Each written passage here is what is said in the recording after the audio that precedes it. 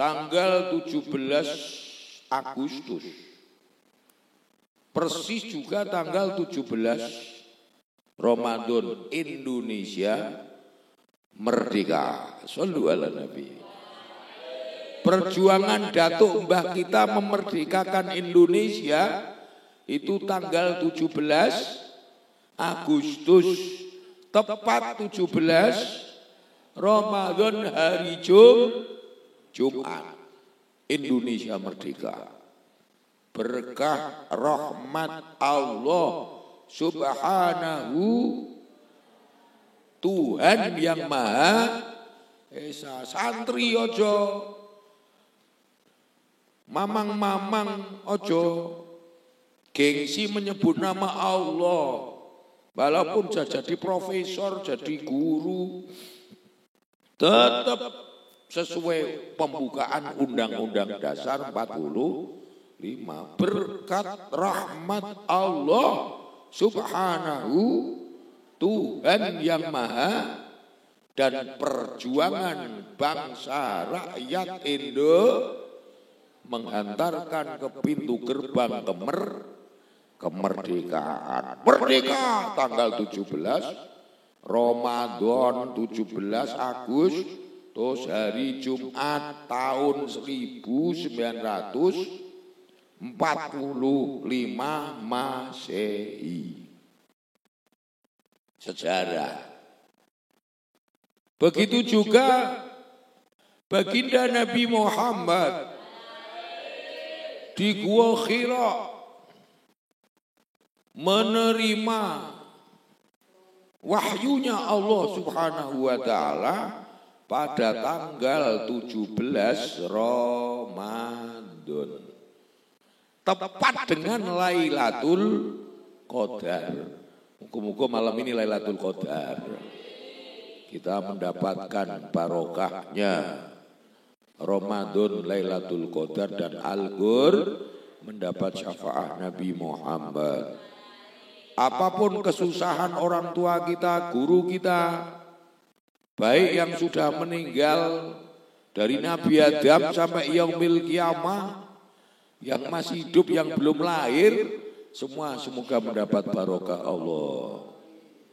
Lailatul Qadar. Kita yang masih hidup dan hadir ataupun yang tidak hadir, seluruh muslimin wal muslimat, dipanjangkan umurnya. Yang umurnya pendek dipanjang nombe Allah. Sing jatah rezeki sithik dikathah nombe Gusti Allah. Sing umur mana ilmune sithik diberkah dimanfaat nombe Allah. Masa depannya dicerahkan sama Allah, dunia wal akhirah. Amin Allahumma amin. Saya minta 1-2 menit. Tak ajak apa tadabur, apa tapakur, apa istilahmu terserah. Saya ajak sowan baginda Nabi Muhammad. Pejamkan mata, bayangkan kamu kita sowan baginda Nabi Muhammad. Di hari baannya namanya Masjid Nabawi. Beliau, rumah beliau, sekarang makom beliau itu di dalam Masjid Nabawi, namanya Raudhah. Bagian inti wilayah daerah dalamnya Masjid Nabawi itu dalamnya Kanjeng Nabi Muhammad. Sekarang magumnya kuburan syariat Nabi Muhammad SAW itu di dalam Masjid Nabawi. Lah, dalamnya itu diistilahi disebut Raudhah. Pelataran swargane Gusti Allah. Mengenang zaman dahulu. Ya, assalamu alayka ayyuhan nabiyyu wa rahmatullahi wa barakatuh. 1, 2, 3. Assalamu alayka ayyuhan nabiyyu. Ping 3. Assalamu alayka assalamu alayka Itu toto kromone sowan Kanjeng Nabi Muhammad. Kita tidak bisa masuk dalamnya. Ya, kita dari luar. Nanti kalau antum sampai sana semua disempatke ojo ning hotel wae. Ya, di dekat makam Nabi Muhammad sallallahu alaihi wasallam. Suatu hari itu malaikat Jibril alaihissalam datang ke baginda Nabi Muhammad sallallahu alaihi wasallam. Assalamualaikum. Waalaikumsalam. Malaikat Jibril. Ada apa? Ya Rasulullah, saya didhawuhi Gusti Allah, cerita singkat gitu ya. Didhawuhi Allah Subhanahu menyampaikan berita. Hari ini Allah mengobarkan bara api neraka. Wah, materatap. Di sana ada lubang-lubang. 7 lubang setidaknya. Lubang pintu neraka. Pintu kobaran api neraka. Ya Rasulullah,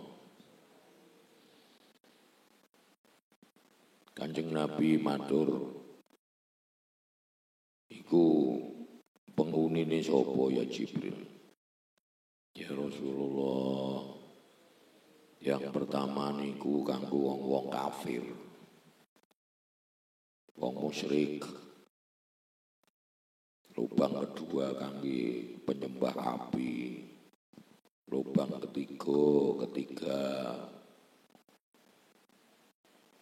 buat orang yang menuhankan selain Allah. Sampai lubang keempat, kelima. Keenam buat orang-orang Nasrani, Majusi, Yahudi. Malaikat Jibril diem. Rasulullah sallallahu alaihi wasallam, ya Jibril, sing kepitu ki sapa? Malaikat Jibril mendel mawon didesak kali baginda Nabi Muhammad. Ini malaikat Jibril tidak sampai menyampaikan. Rasulullah mendesak, langsung ya Sayyidi, ya Habibi Muhammad, kula boten mentolo nyampeaken. Sing lubang kepitu niku umat panjenengan. Sing piyambake niku dereng tobat kakean dosa. Lajeng pecah. Mlebu teng mriku kathah umat jenengan ya Rasulullah. Rasulullah langsung pingsan. Rasulullah pingsan di pangkuan malaikat Jibril alaihi salam. Tidak lama kemudian Rasulullah SAW sadar. Kemudian matur, ya Allah ya Rabbi ummati. Rasulullah sujud nangis wonten ngarsa dalem Allah Subhanahu wa taala.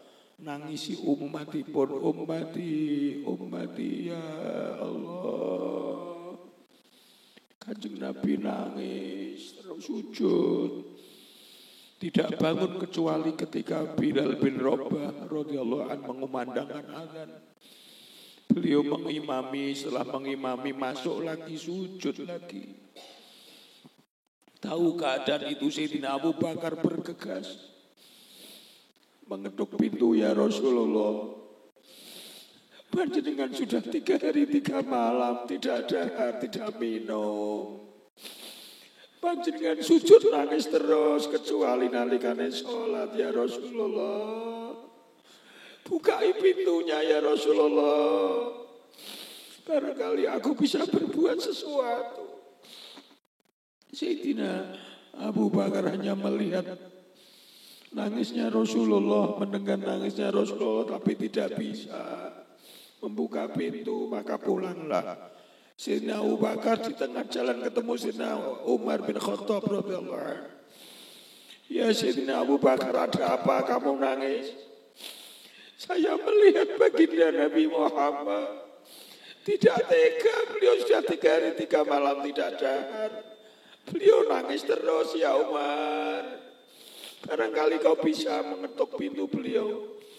Maka Sayyidina Umar bergegas menuju rumah baginda Nabi Muhammad sallallahu alaihi wasallam. Yang dia dekati adalah sama dia mendengar Rasulullah menangis sejadi-jadinya. Sayyidina Umar tidak dapat pintu, maka balik kanan. Nangis sejadi-jadinya Sayyidina Umar. Ketemu di jalan Sayyidina Utsman bin Affan. Wahai Umar, kamu itu pemberani, kenapa nangis seperti itu? Ya Utsman, saya di rumah baginda Nabi Muhammad. Saya tidak bisa membuka pintunya, beliau menangis. Beliau menangisi umat yang masuk neraka. Ya Sayyidina Utsman, silahkan panjenengan merayu beliau. Sama Sayyidina Utsman bin Affan radhiyallahu anhu. Sampai rumah baginda Nabi Muhammad, tidak bisa mendapati pintu, hanya mendengarkan nangisnya baginda Nabi Muhammad. Sujud minta ampun kepada Allah untuk umat-umatnya yang masuk neraka. Maka Sayyidina Umar balik kanan, Sayyidina Utsman mencari pertolongan. Lalu beberapa sebagian sahabat sowan kepada Sayyidah Fatimah Al-Batul radhiyallahu anha. Ya Sayyidah Batul wa ya Sayyidah Fatimah, tidak ada yang bisa membuka pintu Nabi Muhammad. Tidak ada yang bisa melerai Nabi Muhammad. Datangilah abanda Rasulullah. Maka Sayyidina Fatimah sowan mengetuk pintunya, ya Abah, ya Rasulullah, aku ini putrimu ya Rasulullah. Kalau semua orang tidak kamu abaikan ya Rasulullah, itu pantas. Tapi apakah aku ini putrimu juga tidak kau anggap ya Rasulullah? Maka dibukalah pintu itu. Kemudian Rasulullah SAW mencium kening Sayyidah Fatimah Al-Badul. Ya Fatimah anakku, umatku masuk neraka karena mereka mati belum bertaubat. Bagaimana aku tidak menangis? Sayyidina wa Habibana Muhammad sangat mencintai kita, sangat mencintai umatnya, sangat memikirkan umatnya. Jikalau kita, ya Allah, tidak mau menghalau, tidak mau mengikuti jejak baginda Nabi Muhammad, maka betapa hinanya kita ini. Semoga Allah membuka hati kita, mau menjadi anak-anak penerus perjuangan Nabi Muhammad, menjadi manusia yang memperjuangkan perjuangan Nabi Muhammad, yang mau mencintai Al-Quran, yang mau mencintai ajaran Nabi, yang mau membanggakan kedua orang tuanya. Allahumma ja'alna minasolihin, waftah lana futuhal arifin, waj'alna hadina muhtadin. Allahumma ya Allah, malam ini kami mohon ampun kepadamu. Ampuni dosa-dosa kami ya Rabb sebelum mati kami, sehingga tidak menyusahkan baginda Nabi Muhammad. Ampuni dosa kedua orang tua kami ya Allah, dimanapun mereka berada. Terlebih kedua orang tua kami yang telah mendahului kami, mbah-mbah kami, ahli kubur kami semua ya Allah. Mereka membanggakan kami jadi santri. Malam ini ya Rabb, ampuni kedua orang tua kami, sayangi kedua orang tua kami. Yang masih hidup sehatkan ya Rabb, yang masih hidup cukupkan ya Allah, yang masih hidup tetapkan imannya ya Allah, yang sakit sehatkan ya Allah, yang bingung mantapkan ya Allah, yang pendek umurnya panjangkan ya Allah. Jikalau mati nanti masukkan surgamu ya Allah. Guru-guru kami, saudara-saudara kami, muslimina wal muslimat, wal mu'minina wal mu'minat, اللهم افتح لنا فتوح العارفين واجعلنا هادين مهتدين ببركة رمضان بشفاعة قرآن العظيم وبالبركة ليلة القدر وبشر القرآن العظيم وبالعظام القرآن العظيم وبالأكبر القرآن العظيم وبرضاء الله وبشفاعة النبي محمد صلى الله عليه وسلم وإلى حضرة النبي صلى الله عليه وسلم. الفاتحة.